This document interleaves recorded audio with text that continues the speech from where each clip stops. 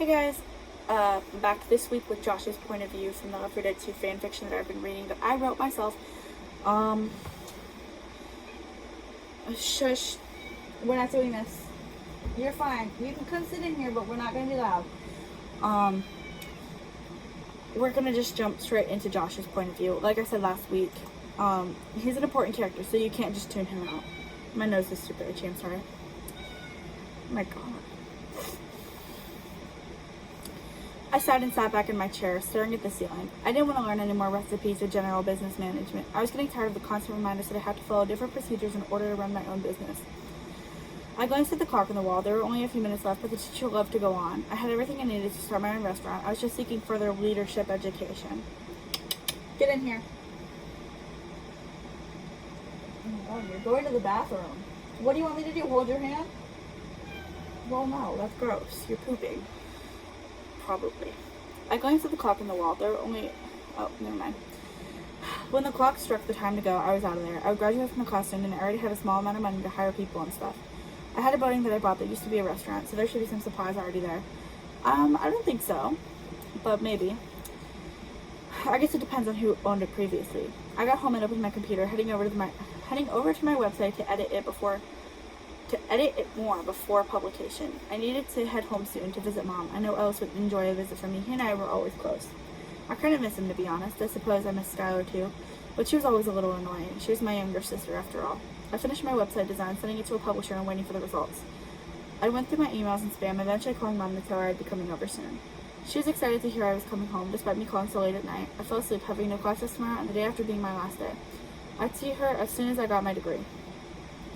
The next day went by in a blur. Nothing happened. I didn't really have friends, so I spent most of my time by myself. I know Ellis had a few friends, and even Skylar had someone to hang out with outside of school. You're a grown man. Who cares? Honestly, like, I've got friends that... That's what somebody without friends would say. No, but I really do. I have friends. I just don't ever talk to them. Well, I do talk to them periodically, but I don't hang out with them outside of school because, like, low-key, we're all low-key too grown for that. Like, I don't expect us to go out joyriding and, you know, hitting at McDonald's at midnight. Stop. You're really close to the mic. Come here. I can't reach you. You gotta come to me. Give me your feet.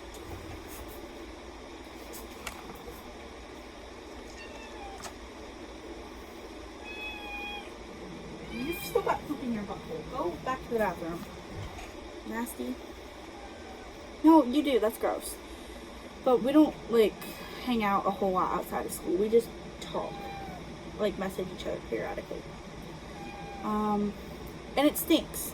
So keep your stinky butthole away from me. I went to bed... Oh, wait. No, I was right. I'm right.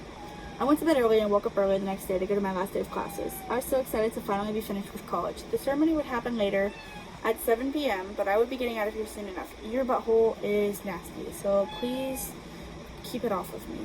I love you, but no. You already put your nose in my face. I really don't need you to put your butthole in it, too. Nor on my drink. Oh my god, your big head's in the way. Anyways, I would be getting out of here soon enough. The teachers talked about how they were happy to have us for the semester and how they hoped to see us at the ceremony. I would be there, but I would be leaving soon after. I wasn't looking to socialize. I just wanted to graduate. I went home to dress decently and then went to the auditorium for the graduation. I think I just put my foot in something.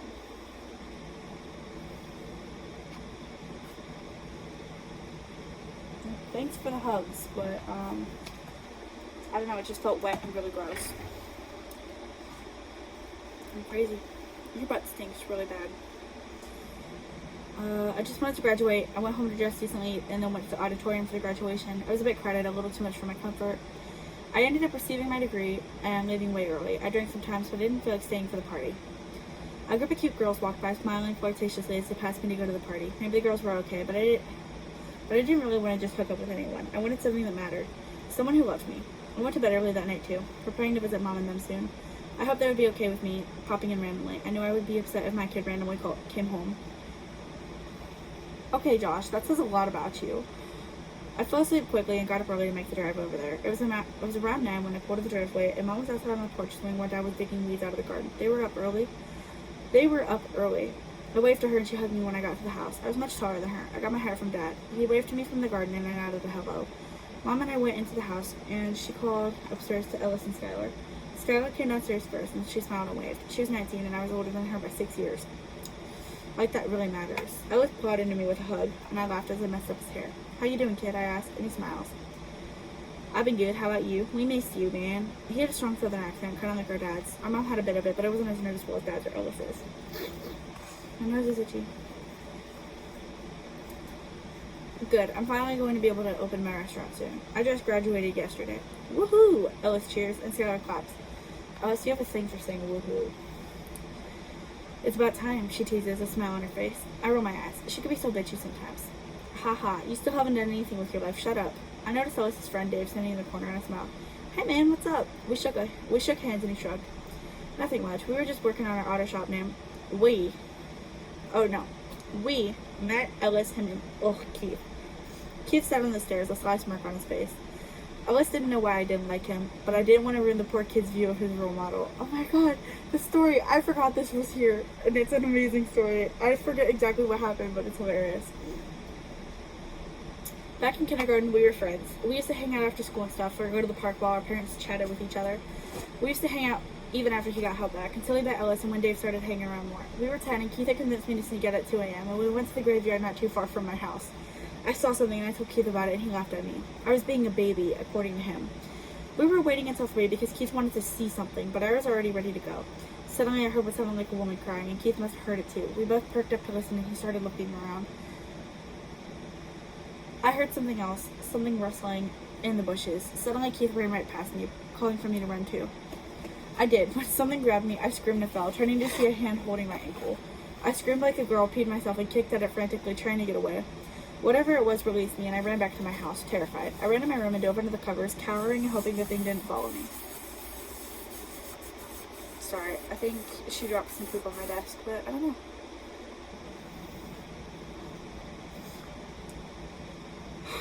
When I got to school the next day, Keith was laughing. He was almost crying. He finally managed to spit out that he and his older brother Paul had been digging a hole so Paul could pretend he was a zombie and grab me from the grave. Basically, I was set up. I was also traumatized. I haven't spoken to him nicely since, and he grins or smirks whenever we see each other. That's just so perfect. If you hate me, it has to be for something like that, because that's hilarious and iconic. Honestly, I would still be his friend even afterwards. If I was like Josh's brother, if I was Ellis, I would be told and be like, oh my god, that's hilarious, and we'd still be friends. I wouldn't be any reason to ruin my viewpoint because that's freaking hilarious. I told Dad if he got on Keith. Dad doesn't like him much either, but he says it's because Keith is too old to be hanging around kids Ellis's age. Quite literally what Ellis said. Dave is iffy, but Dad thinks Ellis is a little young for Keith's antics. Keith stood up and came over to me, a grin forming. You big back, you're in the camera. Yep, that's your back. Now she's got to clean it because I just touched it. Keith stood up and came over to me, a grin forming. Sup, little dude? I sighed. I'm not little. We're the same height. I wish I could beat him up or something, but Ellis wouldn't appreciate that. I wondered if Dave knew what happened. I know Keith tried his hardest to make everyone make fun of me for it. Some people sided with me, saying they would have been scared too. The worst part was that I wanted to tell him what happened, but he already knew and found it funny. I guess it is kind of funny, but I was 10 and I was terrified. Wait, I wondered if Dave knew what happened. Keith tried to make everybody know to make fun of him. Some were like, no, I would have been scared too.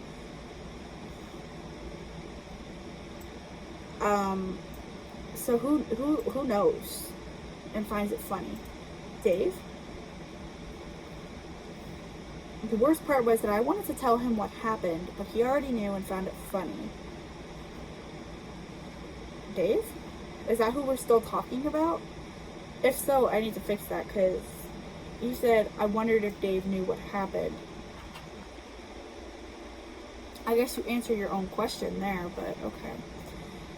Hi, Keith. I finally managed, wishing he would go home. I wonder if Ellis knows. He would have probably found it funny too. He's only a couple years younger than us. Mom announces she's going to make an elaborate dinner and asks if I'd like to help out. Keith used to make fun of me for loving Mom, but I always ignored him. Ellis loves her just as much as I do, and he's never been teased. Keith liked his mom. I don't know if he loved her or not. he liked his mom, but you don't know if he loves her. Dave didn't have a mom. She left after his little brother Dylan was born. Every guy named Dylan. I'm telling you. Not right after, but Dylan doesn't remember her, so he was young enough. I went upstairs with Ellis, his friends, and Skylar following. We sat around playing the Xbox 360 and talking about how we've been. Keith didn't say anything out of line. He's actually really nice to me. I don't know if it was because people were here or because he wanted to be friends again, but it will never happen. You look happy. You also look happy. We ate dinner, gathered around the long dining table, and Dad complained about how the yard looked bad. Glancing at Skylar, I wanted to laugh. Since I moved out, I didn't have to do any yard work. Ellis's eyes widened and he looked at Skylar. He had his own place and would be gone soon, leaving her to do the yard work by herself. I'll help you out, Dad. Ellis smiles. I'll be coming over a lot to visit with y'all, so I'll cut the grass and stuff for Skylar. Skylar smiles. Thanks. He nods and I leave that night. So you came for dinner, low-key, and to harass your family. And to trauma dump. That's actually really funny. I would love to, like, hear somebody tell that kind of story. That, I don't know, low-key, that's a story I would want to have in my collection of random things that have happened to me, because it's so hilarious.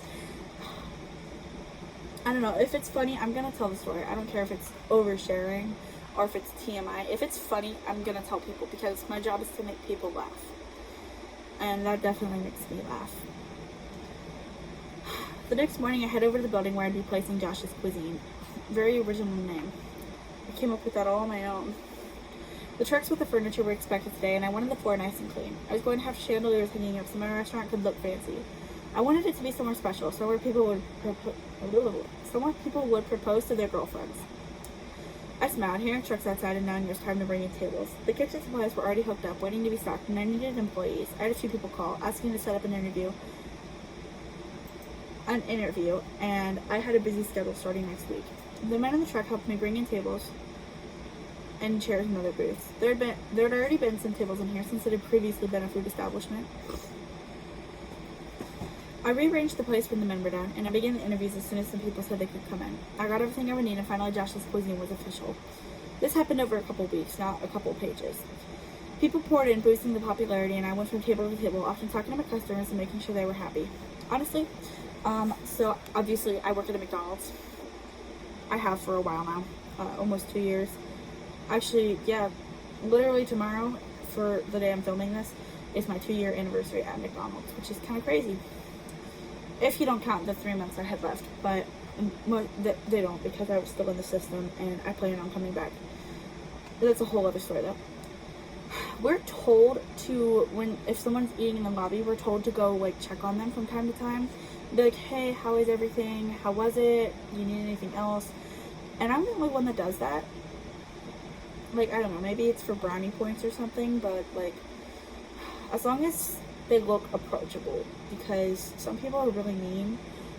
Like, if you were nice to me while I took your order and I brought it out to you and stuff, I'll approach you again. But if you were a complete jerk, I will let you sit by yourself in silence. And actually, that might be a blessing for you, but we're technically supposed to check up on you. So, little fun facts is that we're no 5-star restaurant, but we are supposed to check on our lobby customers, which are also supposed to be referred to as guests, because that's what customers are, is they're a guest at your place of establishment. So, fun stuff there. I usually try to check on the people though, unless they get like a small sandwich and are about to leave. But if they kind of linger for a little bit, I do go back around and kind of like make sure they don't need anything, especially those who come in with like their computers and are working. I'll be like, do you guys need any water or a refill on your drink or anything? Just because, like, obviously you're utilizing our free Wi-Fi, so you're probably going to be here for a while. But that's kind of what Josh does, except he's kind of annoying about it. If you're watching this and you created Josh, I'm sorry. No. I had them fill out forms and give me suggestions on what they thought would make the place better, and a lot of people said expansion. I think if you give yourself more dining room and maybe add a spot for dancing on like Fridays, that could be really cute. A girl said it could be a slow dance kind of thing, or even have a karaoke thing. I nodded, putting that suggestion on the way back on my mind. No way. I don't think that ever becomes real. I think that girl was like drunk or something. I visited home from time to time, seeing Ellis had eventually moved out. Finally. You weren't even living there, so why do you care if I was moved out or not? I helped Dad with the yard work, and Skylar was in college. studying nursing or something like that. I don't care enough to ask. Ellis came over on Sundays to eat dinner with Mom, and I started doing so too. Skylar was stuck in college. Skylar was stuck in college somewhere, but it didn't really matter. Ellis talked about the success of his auto shop, and I was proud of him. I wished Keith didn't get the credit, but Dave was right. His name was common. Me and Dave went up to a mall up in Atlanta. So we got repetition in this first line here. I think it would just work as went to a mall up in Atlanta, but we were trying to find something to surprise Keith with, like a gag gift, but instead there were some guys dancing, like street dancers. Oh my god, what the heck? That's some low-key South Park, like street dancers, but also like strippers, and me and Dave were confused. We walked past them, and one of them whistled. I don't know why, though. I almost told Dave to go join them. That would have been hilarious. Ellis checked us before adding. They were also wearing, like, really small shorts and, like, a bra or something, Mom. Ain't that, like, public indecency? Mom was shaking her head, smiling. Ellis, I couldn't tell you. I'm not experienced in that area. Dad laughs. Ellis, I think they were okay, but it's immoral. Well, obviously. Ellis laughs, taking another bite and looking over at me. You should cook dinner sometime. You're a chef, after all. I stick my tongue out jokingly. I'll see about that. Mom smiles. Hey, I don't mind getting help in the kitchen, trust me. We laugh, and Ellis announced he and Keith are going to go to the Whispering Oaks amusement park. Dave was invited, but he's going to probably... That doesn't even make any sense. Who let me put that like that? But he was going to probably stay home. It should be probably going to stay home. Grammar lesson 101. By the way, I edit these like way later, so if you're reading along, you're probably going to read it the way I do, and if you don't, it's because I fixed it. According to Ellis, at least, I hoped Keith would end up in a freak accident, silently sending up a prayer. Oh my god, you can't pray like that. I probably shouldn't be thinking those things, but I couldn't help it. I don't think Keith hated me the way I hated him, but I didn't care. He was not innocent, and not is capitalized. After dinner, Ellis and I drove home, heading our own separate ways. It was kind of weird not going to the same destination after a long day. Maybe I'd visit him at his auto shop and we could go out to dinner at my restaurant. Things would be okay, especially since we keep in touch often. I fell asleep quickly, something I love to do. I was expecting Rochelle's point of view next, but it's Ellis. Excuse me. It's Ellis again. These are long until I get in the hang of it and quit yapping. But, Coach, I took his point of view out because there's really not a whole lot to write about him with. You get an ear. But, Josh kind of replaced Coach. Coach does still end up being one of the survivors, though, so don't get me wrong. Which means Left 4 Dead was wrong when Hunter said that there were 4 people.